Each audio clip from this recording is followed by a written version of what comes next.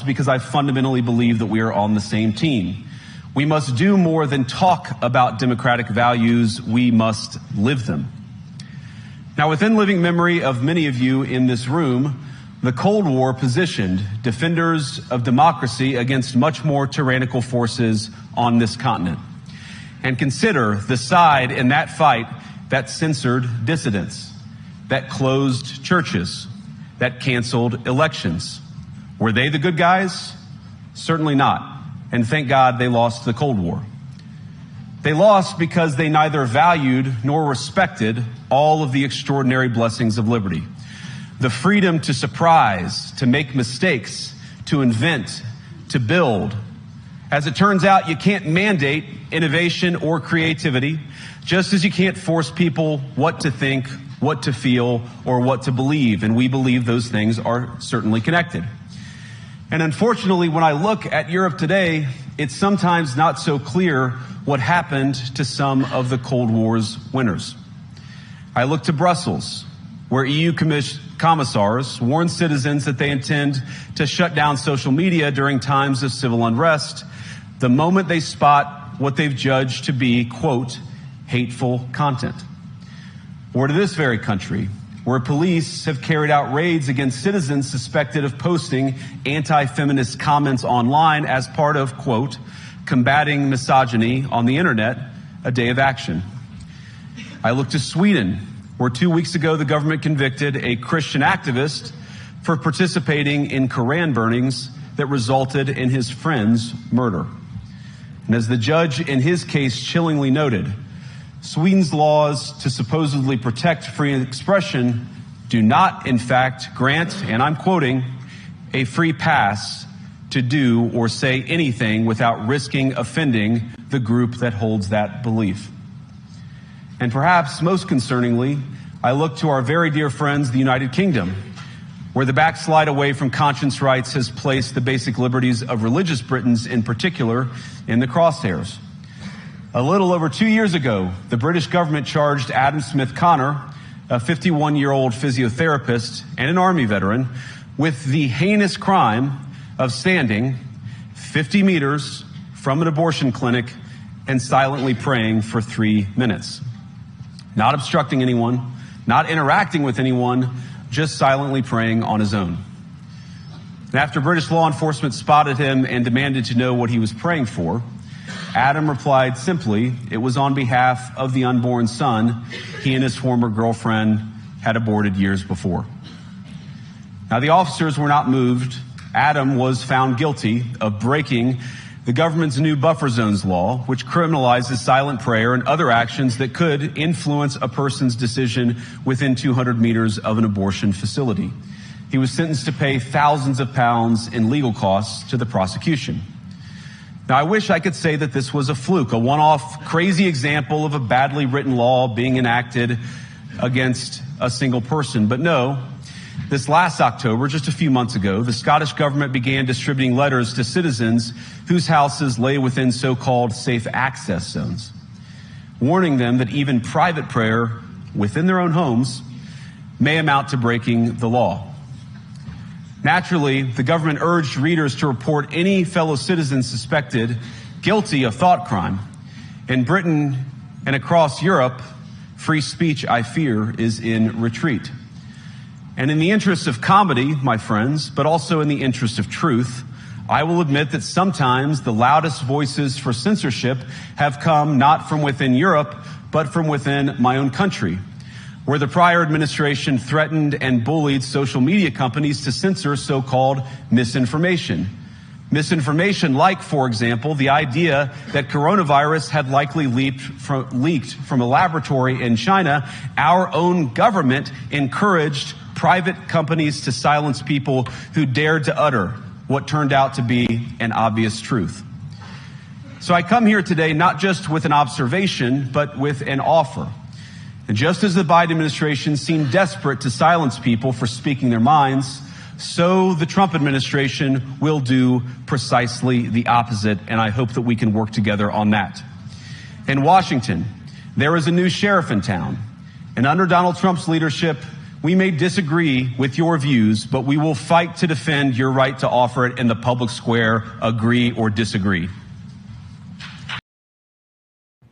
We in Finland know what it means to fight for your independence. We did it from 1939 to 1944.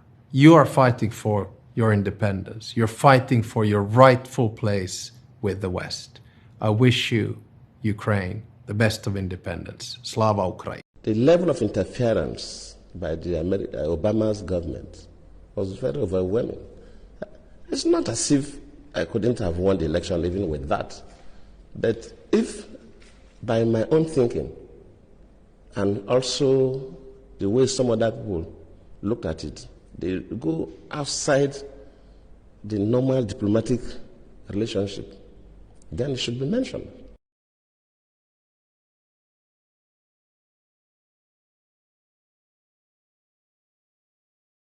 Sending that person to Nigeria at the eve of election, after Obama even issued a statement directing Nigerians to vote for the next chapter, that tells you something. And we should not sweep these things under the carpet. If a foreign country, or an African country, or even America or any other country interferes with our own elections, we should mention it.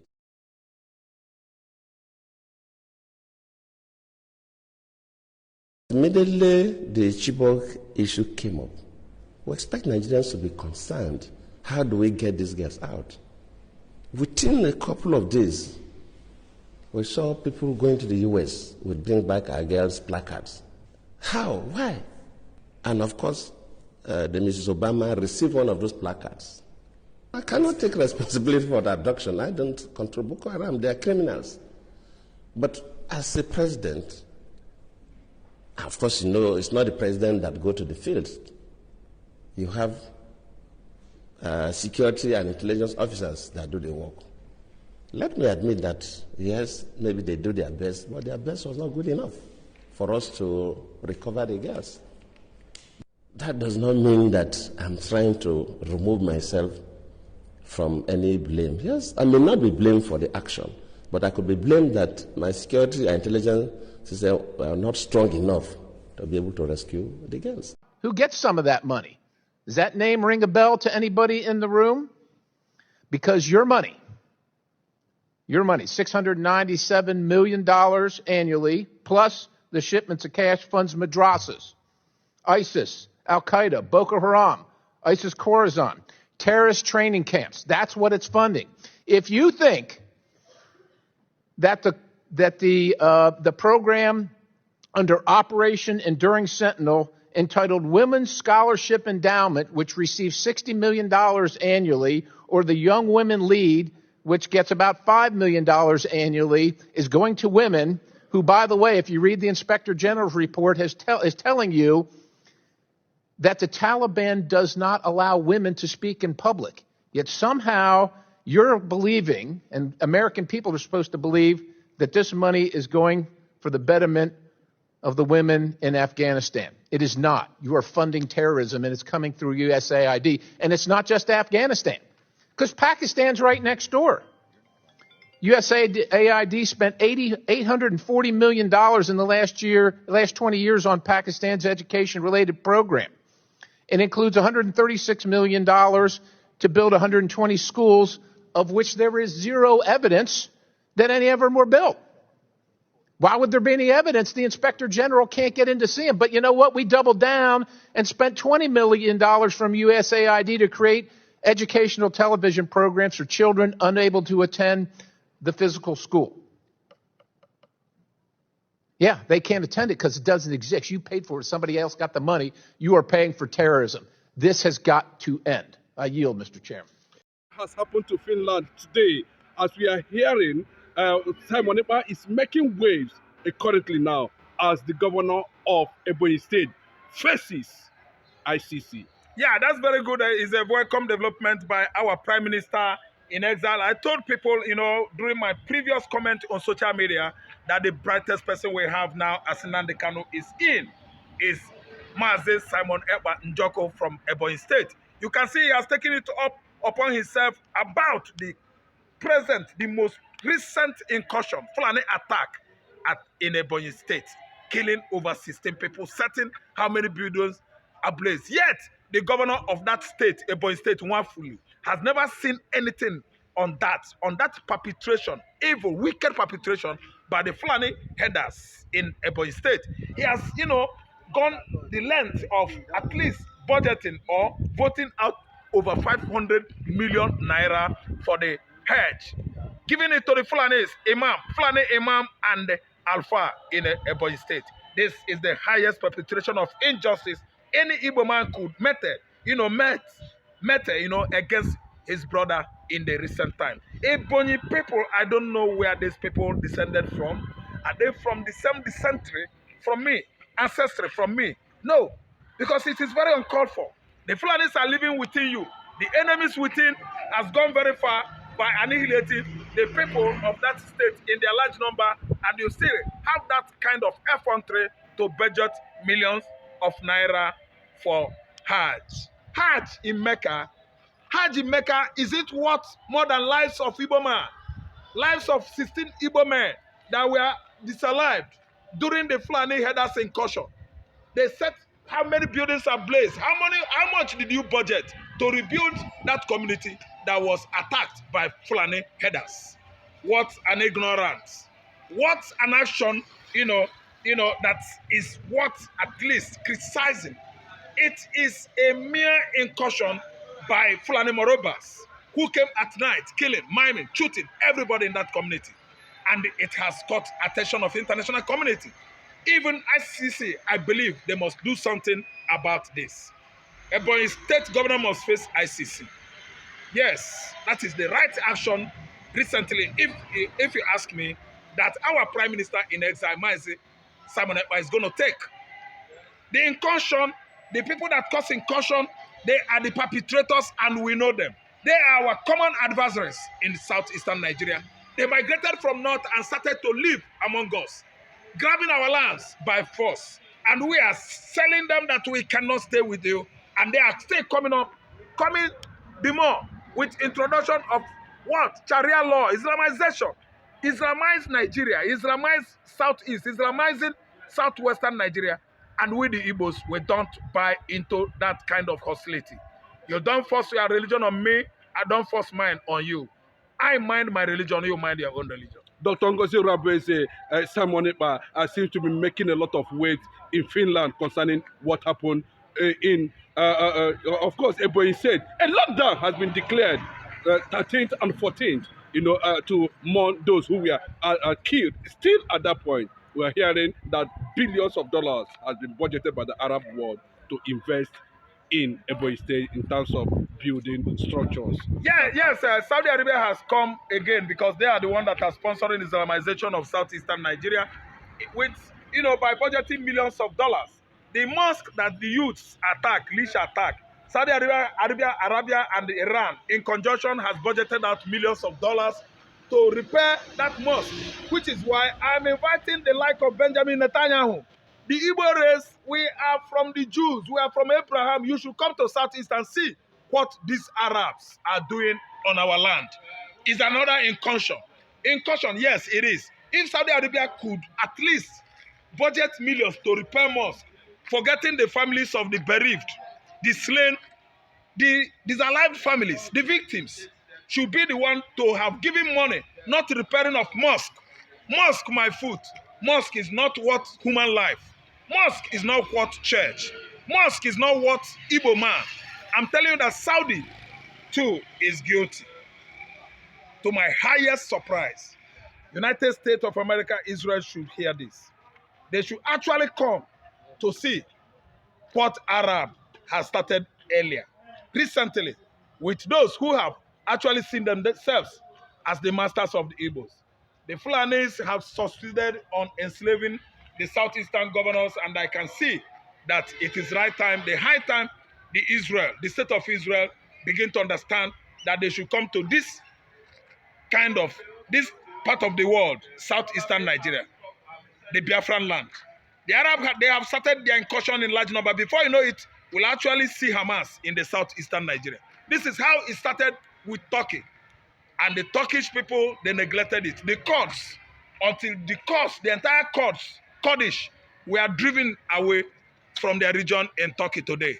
Very close to where Turkey and Iraq have border. Very and they correct. took over the whole Turkey, Islamized the whole Turkey. Systematically, that is how Fulani is trying to Islamize southwestern Nigeria. From the axis of Ilorin, it has ended in Ogun State. From Ogun State, I'm seeing Osun State that is largely Muslim, Islamized.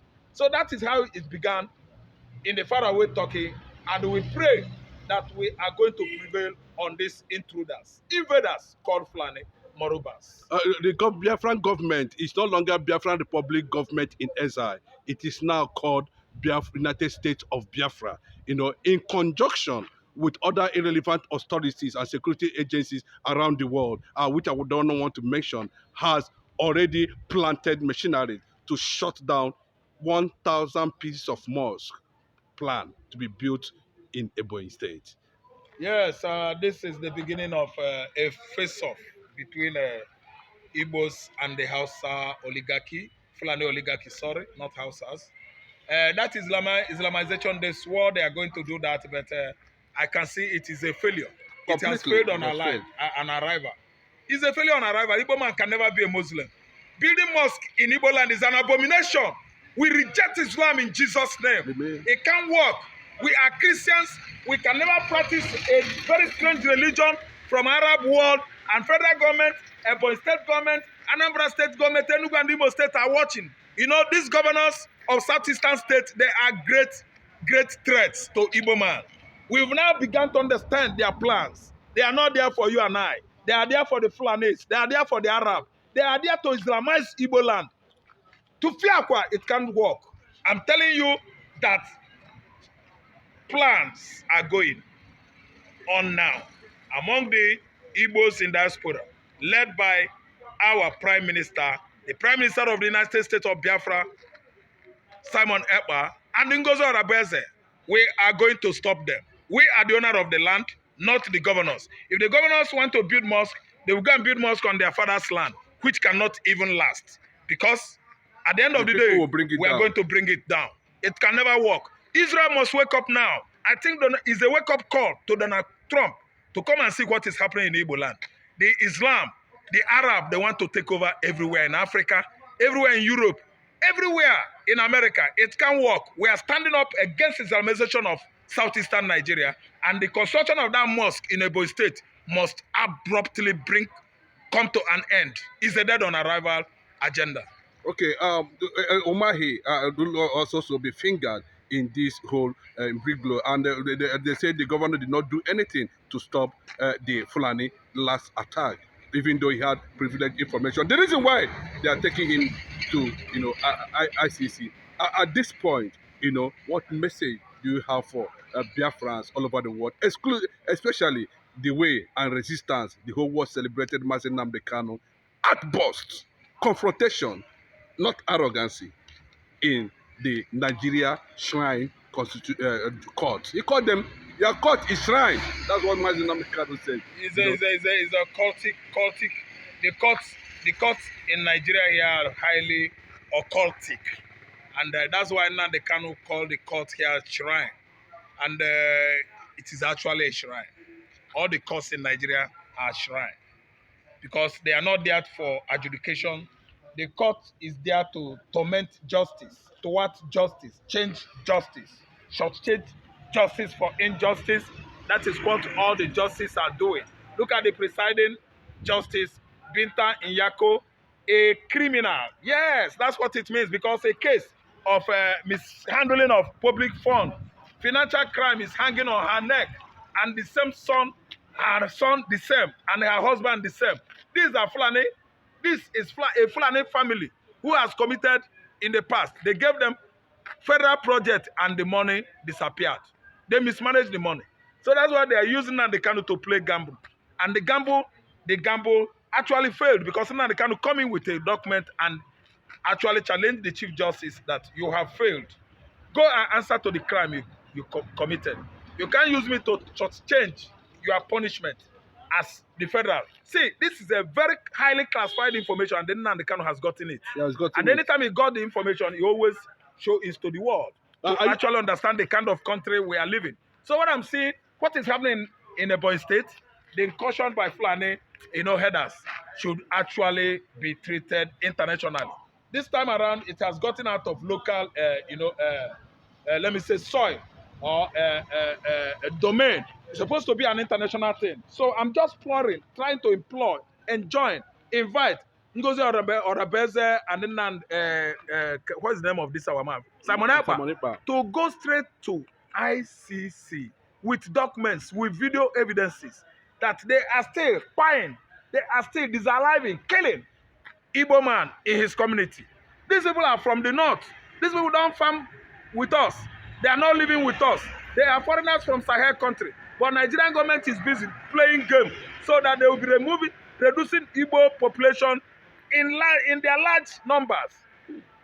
That's why the Fulani incursion has not stopped in the recent time.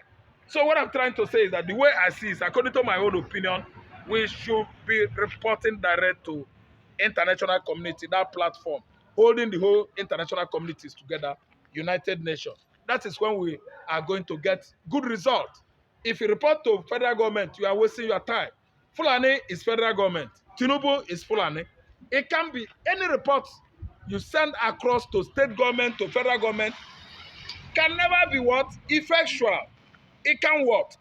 It can work. It can come out with good results. So turn your back on federal, turn your back on state, go to international community, ICC, International Criminal Court. They are the one that will give you attention. Nigeria cannot give you attention.